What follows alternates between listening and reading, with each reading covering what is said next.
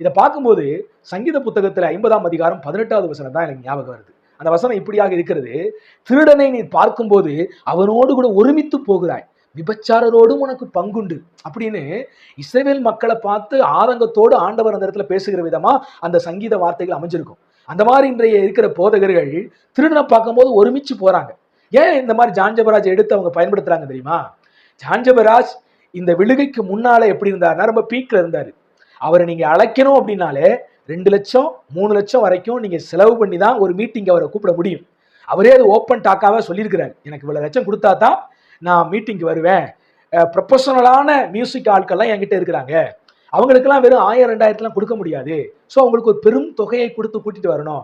ரெண்டாவது நானும் வந்து நேஷனலான ஆளு, ஸோ எனக்கு அப்படி ஒரு பெரும் தொகையை கொடுத்தா தான் வர முடியும்னு ஓப்பனாவே பேசியிருக்கிறார். ஆனா இப்ப விழுகைக்கு அப்புறம் யாருமே கூப்பிடுறது இல்லையா?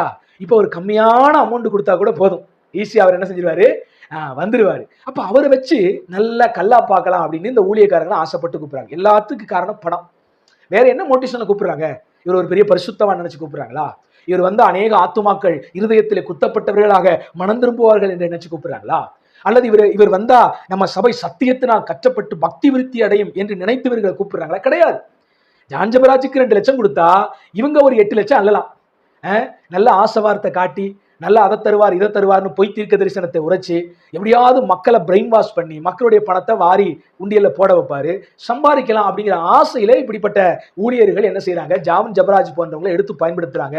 நீங்க எப்படிப்பட்டவங்களாக என்ன மனநிலைமையோடு எடுத்து பயன்படுத்தினாலும் சரி, கர்த்தரால் உங்களுக்கு உண்டான தண்டனை நிச்சயமாக வரும் என்பதை நினைவு கூர்ந்து கொள்ளுங்க. ஜான் ஜெபராஜை விட ஆபத்தானவர்கள் ஜான் ஜெபராஜ் இன்னைக்கு எதிர்த்து பயன்படுத்துகிற நபர்கள். ஜான் ஜெபராஜ் ஒரு வார்த்தையை பேசுறாரு, அந்த வார்த்தையினால கூட ஒருவேளை அவங்க எடுத்து ஜான் ஜெபராஜை பயன்படுத்தலாம். என்ன சொல்றாருன்னா, என் அப்பா யாருன்னு எனக்கு தெரியும், அவரு செத்து அடக்கம் பண்ணப்பட்டு 4 நாள் ஆனவனை கூட தூக்கி உயர்த்தி பயன்படுத்தி அப்படி தூக்கிடுவார் அப்படின்னு என்ன வார்த்தை சொல்ல வர்றாரு? ஸோ அவருடைய அந்த ஃபோக்கஸ் என்னன்னா, என்னதான் நான் பாவம் செஞ்சாலும் அக்கிரமம் செஞ்சாலும் அநியாயம் செஞ்சாலும் என்னதான் கர்த்தர் தூக்கி உயர்த்த போறாரு அப்படின்னு ஒரு எமோஷனலா. ஏன்னா கிறிஸ்தவர்களை பொறுத்த வரைக்கும் எமோஷனல்ல விழுந்துருவாங்க. இது ஒரு வஞ்சிக்கிராவி, எச்சரிக்கையா இருக்கணும். நல்லா கவனிங்க, கர்த்தர் தூக்குறாரு அப்படிங்கிறது உண்மைதான். விழுந்தவன் யாரையும் கர்த்தர் தூக்குறாரு. ஸோ யாரை தூக்குறாரு? விழுந்து போனவன் தன்னை தாழ்த்தும் போது தூக்குறாரு. தாழ்மையுள்ளவனை தான் கர்த்தர் உயர்த்துறாரு. தாவீது பாவம் செய்த போதும் அவன் தன்னை தாழ்த்தின மனுஷனை ஆண்டவர் உயர்த்தி என்ன செய்யறாரு, மேல கொண்டு வராரு. ஆனா ஜான் ஜெபராஜ் தாழ்த்துறாரா?